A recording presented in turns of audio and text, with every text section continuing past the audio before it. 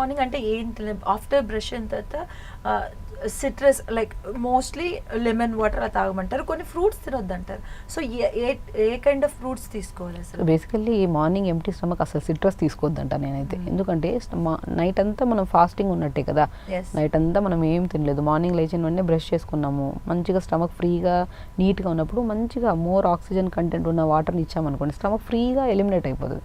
అదే కొంతమందికి irregular food habits ఉండడం వల్ల మార్నింగ్ లేచి బ్రష్ చేసుకొని సిట్రస్ తీసుకుంటే కడుపులో మంట, యాసిడ్ ప్రాబ్లమ్స్ వస్తాయి. లైక్ మనము ఇప్పుడు నిమ్మకాయలాగా మనం కళ్ళకి వేసుకుంటేనే మంట పుడుతుంది, అవునా, ఒక డ్రాప్, లేదంటే ఇట్లా ముట్టుకున్న మనకు ఒక నిమ్మకాయ అంటేనే సిట్రస్ అది. సో మనము అలా బర్న్ చేసే ఫ్రూట్స్ మనం సిట్రస్ కాకుండా, సిట్రస్ ఎప్పుడు తినాలి, స్టమక్లో ఏదైనా ఫుడ్ ఉన్నప్పుడు తీసుకున్నాం అనుకోండి. లైక్ ఇప్పుడు బ్రేక్ఫాస్ట్ చేసాము, బ్రేక్ఫాస్ట్ చేసిన ఒక 1-2 hours తర్వాత లెమన్ అండ్ హనీ వాటర్ తాగడం కానీ, లేదా ఆరెంజెస్ జ్యూసెస్ తాగడం కానీ అలా బెటర్. కానీ మార్నింగ్ ఎంప్టీ స్టమక్ అన్ని కేసెస్లో కాదు, కొన్ని కేసెస్లో అవాయిడ్ చేయాలి. కొంతమందికి ఎప్పటి నుంచో సంవత్సరాల నుంచి మేము లెమన్ అండ్ హనీ వాటర్ తాగుతున్నాం, మాకేం ప్రాబ్లం లేదంటే వాళ్ళ క్రమశిక్షణ బాగుంటుంది, అంటే వాళ్ళ హ్యాబిట్స్ బాగుంటాయి కాబట్టి వాళ్ళకి ఏం ఇష్యూ ఉండదు.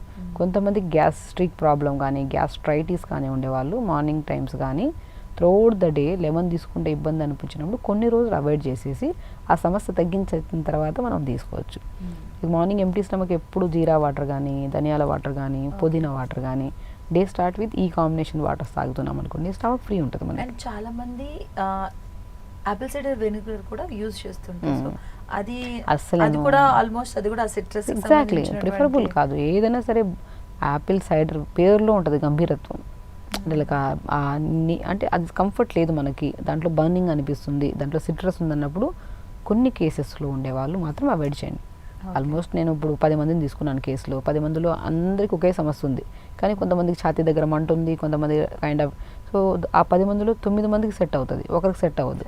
సో ఒకరికి సెట్ అవ్వనప్పుడు మనం కొద్దిగా ఆ ఒకరు సెట్ అవాయిడ్ చేసుకొని రెగ్యులర్గా అలవాటు ఉండే వాళ్ళు తీసుకున్న ప్రాబ్లం ఉండదు మనకి. సో ఇది కూడా depends on their body. Exactly.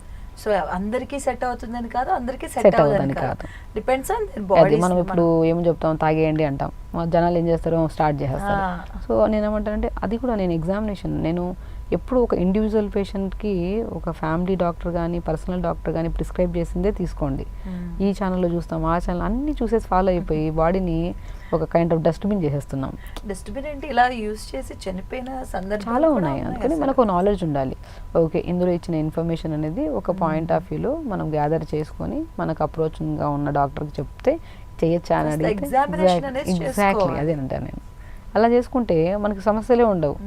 అది ఫాలో అయిపోయి ఇది ఫాలో అయిపోయి అది ఫాలో అయిపోయి కిడ్నీ ప్రాబ్లమ్స్ వచ్చాయనుకోండి, ఎవరు మళ్ళీ ఇబ్బందే కదా.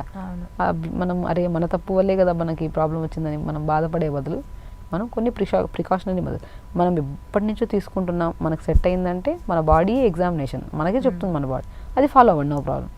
కొన్ని కొత్తవి విన్నప్పుడు మనకు ఫ్యామిలీ డాక్టర్ అని ఉంటారు, ఫ్రెండ్స్లో డాక్టర్స్ ఉంటారు, ఎవరో ఉంటారు, మన బాడీ గురించి, మన నాడీ, మన బాడీ, మన తత్వం తెలిసి ఉంటుంది వాళ్ళకి ఇలా అరే నేను ఫాలో వచ్చా అని అడిగితే అలా ఓకే నీకు బాడీ బాగానే ఉంది తీసుకోమంటే నో ప్రాబ్లం. ఓకే.